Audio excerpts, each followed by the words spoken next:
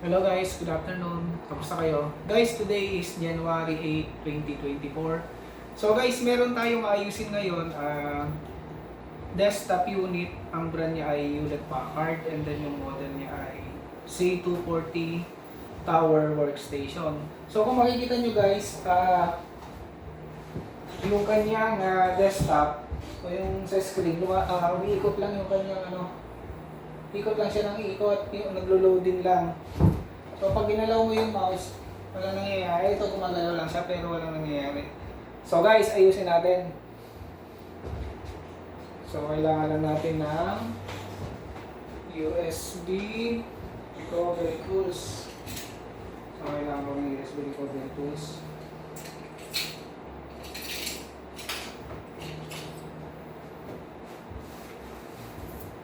USB recovery tools. So okay, insert na natin. So shutdown natin guys.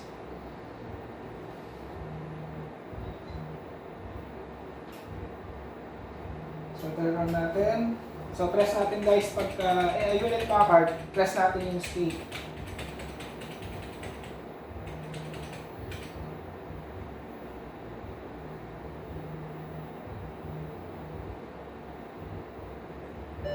Ayan, nasa start up menu na siya. So select natin sa boot menu. So select natin yung USB recovery tools natin.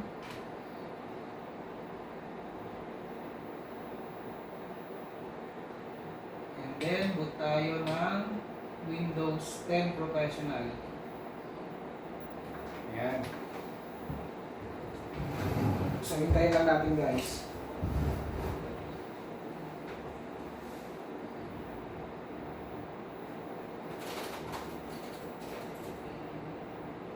Yung laman nito guys, nakausap ko na yung client. So, tapos na yung backup natin. So, ngayon, kung paano natin maayos. So, kaya ganun guys, possible na hindi nagbuboot yung system, maaaring nag-update yung operating system ninyo and then hindi natapos. So, magre-restart siya. Then, yun, parang hindi natapos yung update, so yung installation nag-fail. Maaaring infected siya ng malware kaya hindi nagbuboot. So, yun guys. So ayan, pakita na yung Windows menu. So next lang natin. Next.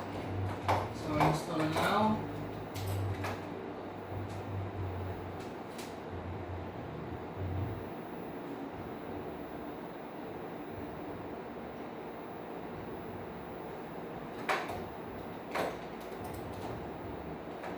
So select natin yung Windows 10 Professional. Then next. I accept. Next. Install Windows. So ngayon guys, makikita niyo yung partition dito na system ang nakalagay or yung drive C. Yun ang i-delete natin guys. So tanggalin na natin. Delete natin kung saan nakalagay yung Windows system. So i-delete natin yun. So delete. So delete natin yung mga partition na nakalagay sa system. Okay.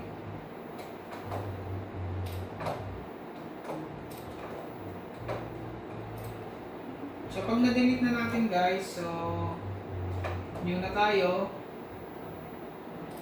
And then i-partition natin. Okay.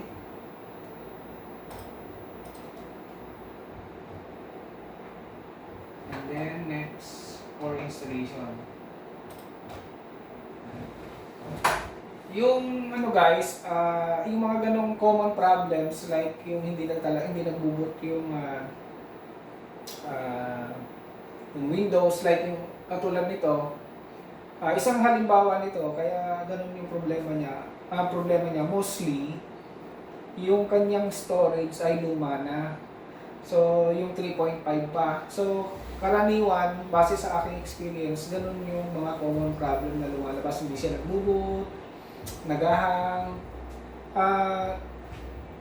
Base sa aking nalalaman, dahil hindi na compatible yung storage natin na luma doon sa ating operating system. Like Windows 10 version 21H2, 22H2. So tumataas yung system ay yung version ng Windows. So pag pumasok na yung sa lumang storage natin, so mabagal.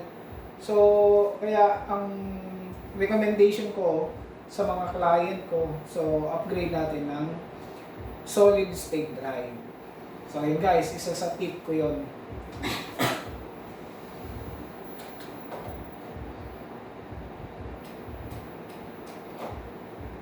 Ayan, hintayin lang natin yan guys. So habang nag-i-install yung Windows, so i-download ko naman ngayon yung mga software drivers niya. So papasok tayo sa website ng Hewlett Packard para ma-download natin yung para sa video, para sa sound, para sa network. So marami pang iba guys. So ayan. So download ko lang guys.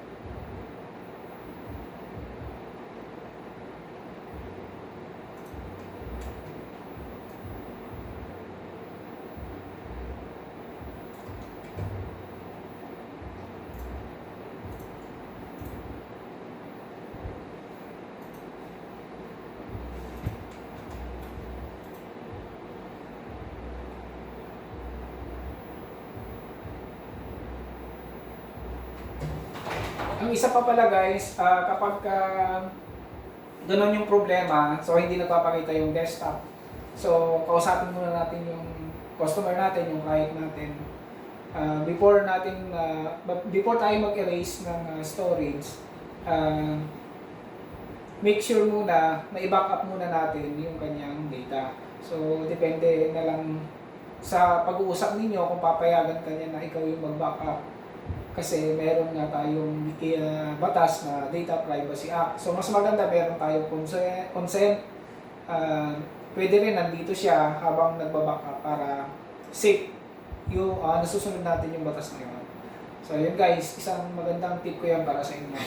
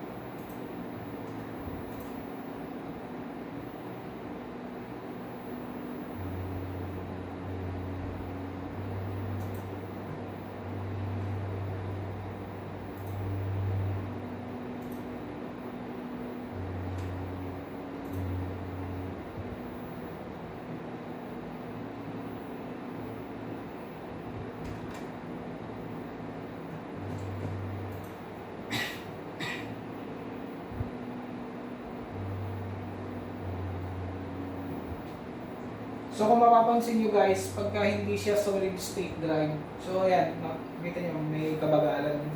Sa installation pa lang makikita niyo medyo talaga mabagal siya. Compare natin sa solid state drive. So kung solid state drive yan guys, kanina patapos na yung installation ng Windows 10 Pro. So nasa getting ready pa lang siya ngayon. No? Ayan, ikot pa lang siya ng ikot.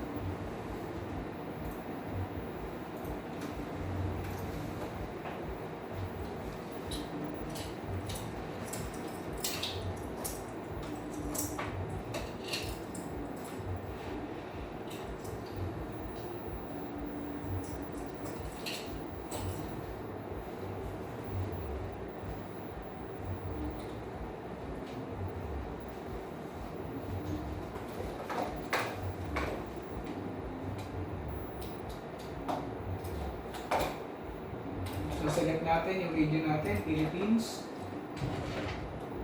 Tapos yung keyboard, US.